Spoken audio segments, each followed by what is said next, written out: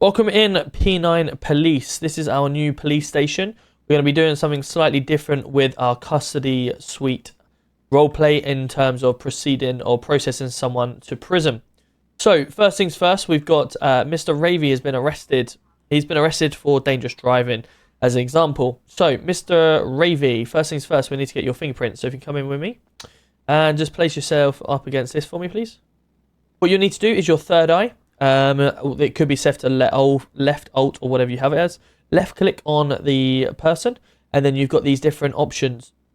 You will need to do fingerprint person, but before you do so, you need to make sure you have on you the fingerprint scanner. You also need your DNA sample field swab as well, and various other things on you in order for it to work. Once that has gone through, you will then get a fingerprint reader printout, which is here. You can then go to use, and you see the fingerprint ID there. I have just added a note, which you can do from here, and I've just put it as Carl Ravy, so I know that it's his DNA. If I drag to use again, I then click the fingerprint ID, and then I go on to the MDT, so /MDT. I then, the nice new MDT, you go onto search, and then you go down to fingerprint on the search, and then you copy V for it, paste, and it comes up with Mr. Ravy. Everyone does have their fingerprints in the system already, so it will find the relevant person, but that's all they have. It has got their phone number, what they are, and various other items. They've got their licenses. They've also got convictions involved, tags, weapons, vehicles, etc. So now we know it's Mr. Ravy. We come over here and we're going to upload some video footage or some photos, MDT. Go into our MDT. We can then click to add an image. Once you've got your image, you update it, and then you click it there, so you can expand it, so you get to see what he looks like. Once you're happy with that, right, let's go to get some DNA from you. We come out of this, you can escort people at the time, just make sure you lock in the doors. We then come through to our medical room, which is our FME. Sit them on the bed, come over here, and then you can do your /E suitcase is normally the best one to do. Or suitcase 2, sorry, suitcase 2 is normally the best, because it brings out like a DNA looking briefcase. Come over to the bed, you can do your /me's in order to get your DNA out. Third eye again, and left click and collect DNA. Once it goes through the relevant protocol, it will then show up as a DNA sample, which you can then drag to use again, and you can see it's up there. And I've also added a note set Ravy's. I click on the sample, and then I go into my MDT again. This is where you need to add it as a tag, and you go DNA, and it adds it as a tag here. So what would then happen is, when we search people from now, future, you click on tags, and you click that, and it then will come up with his name just there, and that's where his DNA is. Any other tags that you've got to them? So for instance, you could add a tag of, let's just say bloods. And then what we'll do, we'll go into tag again, and type in bloods. And you'll be able to find everyone that has got the bloods tag, stuff like that, and that would be quite cool for your MDT. Also, if you're wanting to look at different people and you want to stay in the MDT, you can just go off of the MDT slightly, and it obviously gives you the ability to look outside of it, which is a pretty cool feature. You also have the ability to go into multiple tabs, so you can have multiple different MDTs open at once. Oh, come and follow me. Once you've got the DNA up and running, you want to then take them down to the cells. Put them in the cells down here. Okay, so once they're in the cells and locked up, then you want to get your MDT up again. Cool, so now you go onto the little flag here, and go down to the bottom right where it's the plus.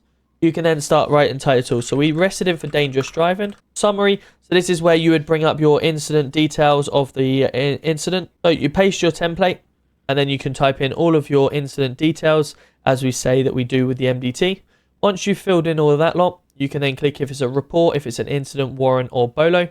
You can add more information like your evidence. You've got the DNA, you can add that in there, and various other things. You've also got suspects, civilians, officers, etc. What you then want to do is obviously click on suspects, because Ravy was involved, so you click the little plus and he comes up. What you then want to do is drop down, add charges, and we're looking now at dangerous driving. Dangerous driving charges, it's recommending a jail time of 6 and a fine of 600. You can do the -10%, 20%, etc. Once you're happy, you click add, and then you can do the little drop down up there, and you've got it here.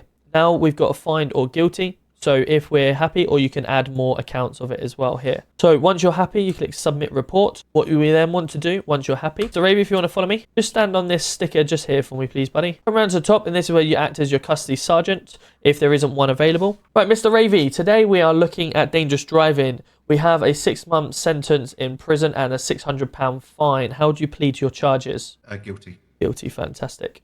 You look at his ID for above his head, 15. Okay, so once you have bailed him through the F6 menu, go down to bill and type in the amount that it is, click confirm, and it will then look to pay it. Once you've done that, you go into your MDT, click up the incident again. So you want to edit first, click on him, click find. Yes, he was fined.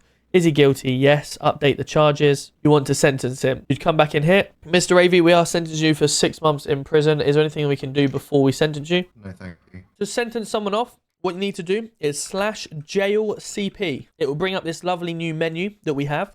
We've got in here prisoners that are currently in prison and community service and log. To sentence someone, you click add sentence. You then find the nearest player that is obviously going to be sentenced. You click the jail time for however many time.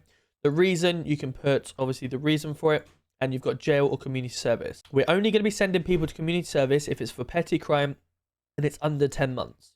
You then put whatever time it's going to be for community service on here. So if it might be 3 or 4 minutes, then obviously you put that time there. When you're sentencing someone to jail, the same thing, however long it's going to be, and you sentence them. With community service, they don't disappear. You do have to make them go to the city hall. They have a certain time to complete their task. If they don't, they get sent to prison automatically. You've got an option whether you want to drive them to the city hall to make them start it, or you make them make their own way there. That is entirely up to you how you do it. But again, jail him. You click one time, however long it is. I'm testing it, so I'm going to send him for 1 minute, and I submit it, and he is sent to prison for 1 minute. I click on the prisoners. Now I can see ID 85. Habibi has been sent to jail less than a minute ago by myself. I can then exit. And that is it. Then you move on. Click again, JLCP. You can go into prisoners and you can see how many prisoners are currently in prison and how long they've got left. Same thing with the community service. And in the MDT, as long as everything's done, you are now done and you can move on to your next task. You can close that one off, and then we can have a look in Mr. Ravi, and you can see his report here. There is actually a report number, so we could use that report number for the evidence locker. That would probably be the best ideal. So you would use that for the evidence locker. So you just copy and paste it straight into there. And once you're happy with the MDT, that is him now done. And he can then move on, and you can move on to your next report. Now let's have a little bit more look into the MDT. There is an availability, put announcements. So you can put your title, meeting or a training session coming up, and write all the context, where it is. You can even attach pictures or whatever you want to attach. Post it in there, and then you'll be able to see it where the traffic training is, etc. You can also pin it if you want to, or you could delete it and it will say who by, and it will be in the bulletin. Over here is your warrants and your bolos. Obviously, we've got a bolo out for Mr. Howard Mark. You get to see the offence was witnessed by an officer, recorded, Home Office approved body cam. You can see there's any tags involved on it, and it's all on there. Once you're happy, you can then, it has expired, but if you come down to the right hand side, you can update the report here. Because he has been updated and he has been pled guilty, obviously someone just hasn't got rid of the warrant on it. So you can just change that back to report and then update the MDT, and this should now come off there. The warrant has now gone. Same with the bolo. And if you're happy, you've caught the person involved, then you can add the charges on whatever charges it's going to be. And if there are more people on there, then obviously you can add more people, type in their name and go from there. Now it's finished with the bolo. You can put it back to report and then update it. And he has now been updated, and that will disappear off there. You can search for vehicle models, the plates, the owner's citizen ID, and any vehicle tags if you want to. Again, that tag there is where it would come up with the by us adding the tags. And that is how you look through them all, guys.